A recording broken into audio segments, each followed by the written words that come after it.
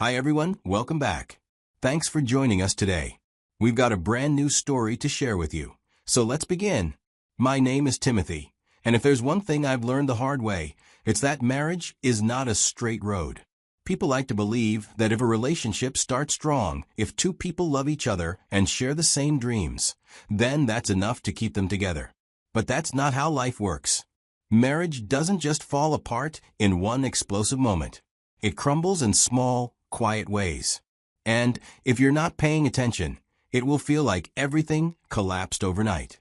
But the truth is, it was breaking for a long time. You just didn't see it. This is my story. A story about how I went from being a devoted husband, a man who worked hard to build a good life for his wife and himself, to realizing that the woman I married had already checked out of our relationship. What happened next changed everything. At the start, everything feels fresh, exciting, and full of possibilities for Linda and me. When we got married, we had a vision of building something better than what we came from. Our families were comfortable, but we wanted more than just comfort. We wanted security, success, and a future where we didn't have to think twice about taking a vacation or buying something nice just because we felt like it. That dream kept us motivated. I was always ambitious. Civil engineering isn't just about drawing plans and signing off on projects. It's hands-on, and if you want to succeed, you have to be out there, on site, making sure things get done right. That meant I traveled a lot, sometimes for weeks at a time. But Linda? She admired that about me. She loved my work ethic and the way I pushed myself to build something bigger than just a paycheck. In those early years, we both saw my absence as a necessary sacrifice.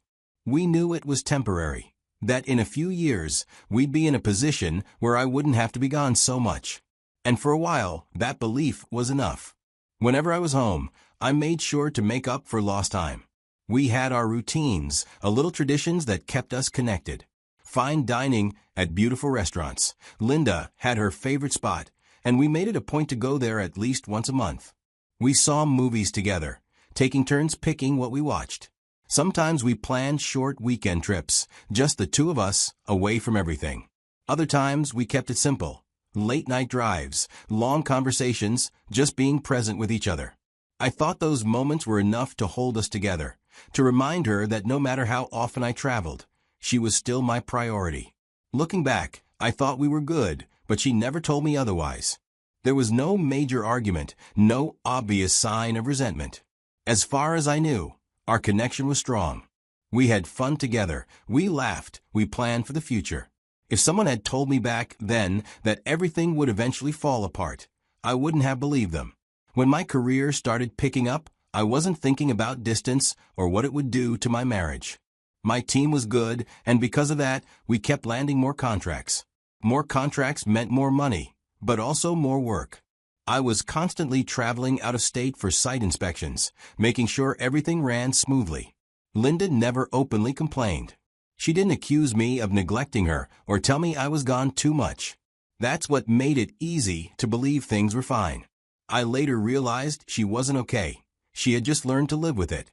To fill the gap my absence left, Linda started working longer hours. She poured herself into her job, and I thought that was a good thing. I even felt relieved, less guilty about leaving all the time. I saw it as her adjusting, not as a sign that something was slipping between us. You'd think that as my work increased when I'm back, my wife would be excited to see me, right? Yeah, that's not how it went. The first red flag? Her attitude. It wasn't outright hostility, but it wasn't affection either. She still did all the usual things, greeted me, asked about my trip, but there was no warmth behind it like before. I tried to brush it off, but every time I came back, the distance between us felt wider. I'd try to engage her, asking her about her day, but she wasn't interested. She'd give short answers, change the subject, or sometimes just flat out ignore me. If I pushed too much to know what was wrong, she'd sigh and say, "Nothing's wrong, Timothy." But I could feel that something wasn't adding up. Then, she started filling her time with new activities.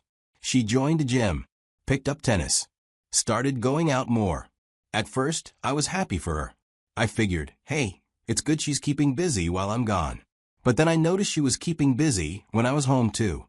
I'd be expecting us to catch up, But she'd come in, grab her stuff, and head out. Even when she was home, she'd be on her phone, scrolling, texting, watching TV, but not engaging with me. Conversations that used to be full of laughter turned into surface-level exchanges. No real connection. It was like talking to a stranger who just happened to live in my house. I thought it would get better, but as time went on, I started to realize that every time I traveled and came back, things got worse. The tension got heavier. She got colder, and I was still clueless.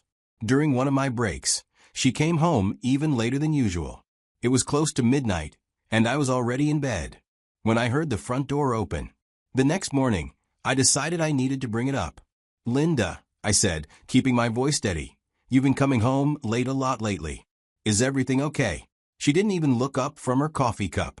"Yeah, I've just been hanging out." "With whom?" I pressed gently.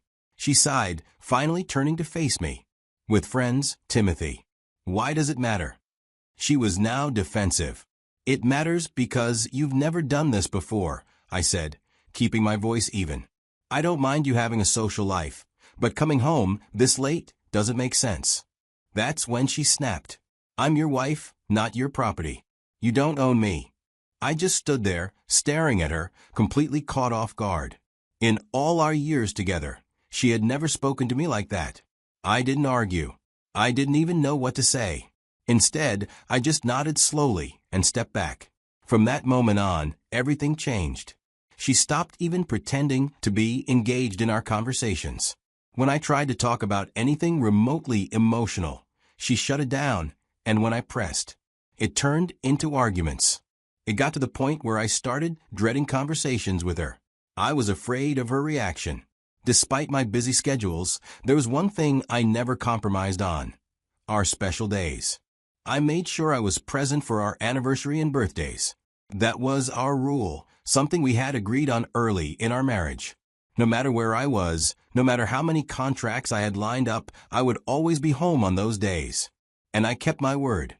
This time was no different.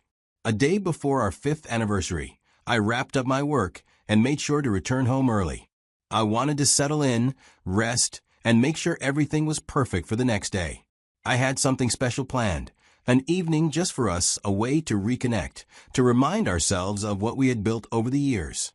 When Linda walked through the door that evening after work, I told her I had planned something special for our anniversary, something she would love. I expected her to react the way she used to, with excitement, maybe even a little curiosity. Instead, she just smiled and said, "Okay." Looking back, I should have seen it as a sign. The way she answered wasn't the response of someone looking forward to a romantic evening with her husband.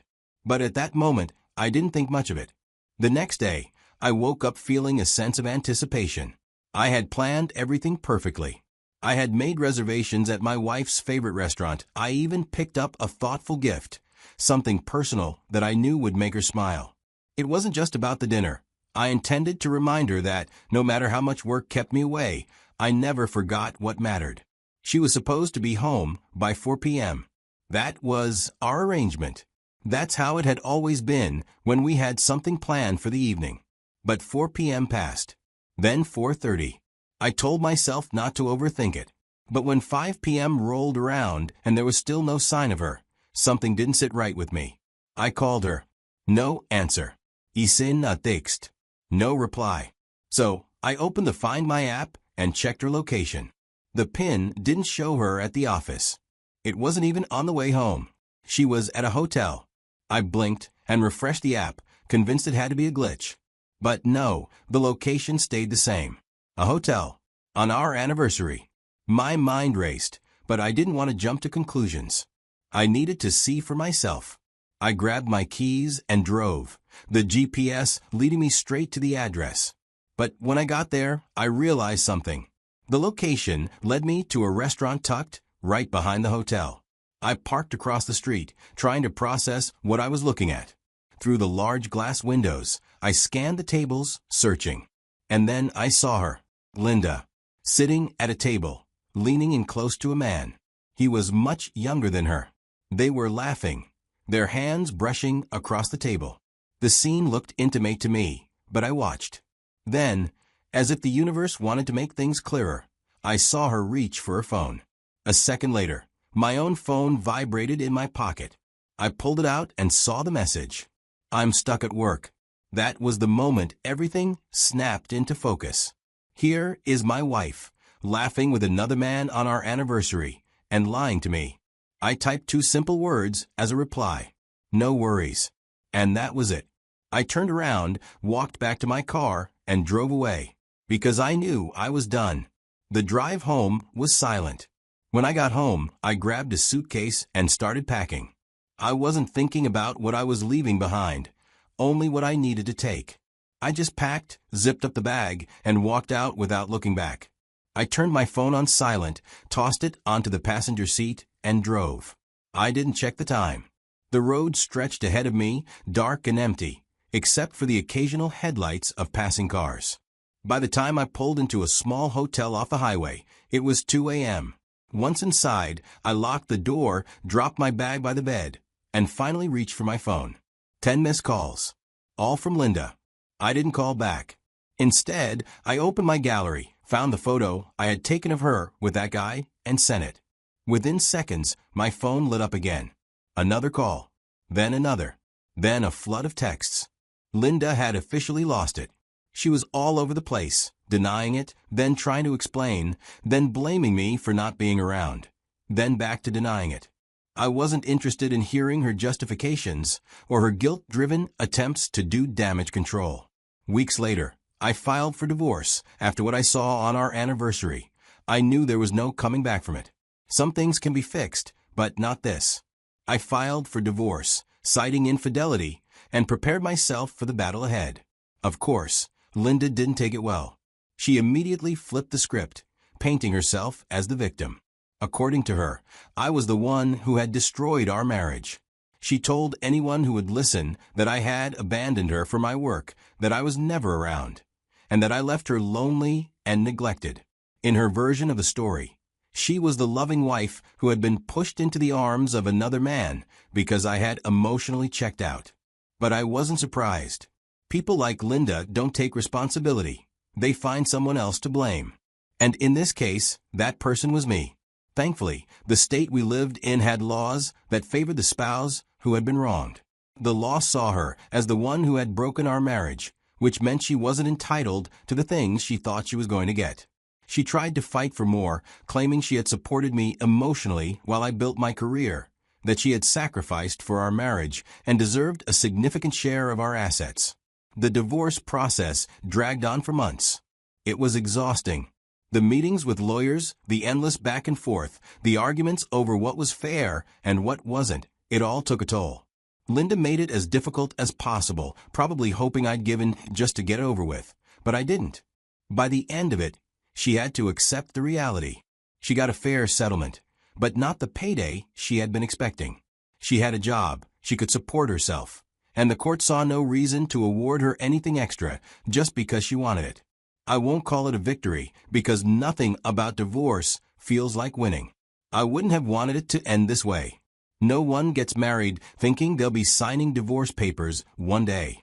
Now that everything is said and done, I want to leave you with these important lessons I learned from this experience. If there's anything you take away from my story, let it be these. First, neglect is dangerous. Marriage is like a fire. It needs attention to keep burning. If you don't prioritize your partner, someone else will fill the space you leave empty. I thought providing financially and making sure my wife was comfortable was enough. What I didn't see was how my absence created a gap, and she found someone else to fill it. It doesn't justify what she did, but I can't ignore the fact that neglect weakens a relationship. You can't put your marriage on autopilot and expect it to survive. Second, pay attention to the signs. People don't just wake up one day and decide to cheat or walk away. It starts small. Emotional distance. Conversations become dull and short. Passive-aggressive comments. A shift in how they spend their time. People leave emotionally long before they walk out physically. By the time I realized she had already checked out of the marriage, it was too late. And lastly, know when to walk away. Not every relationship is worth saving. I used to believe love could fix anything. I thought if I just tried harder, if I just made more time, we could work through it.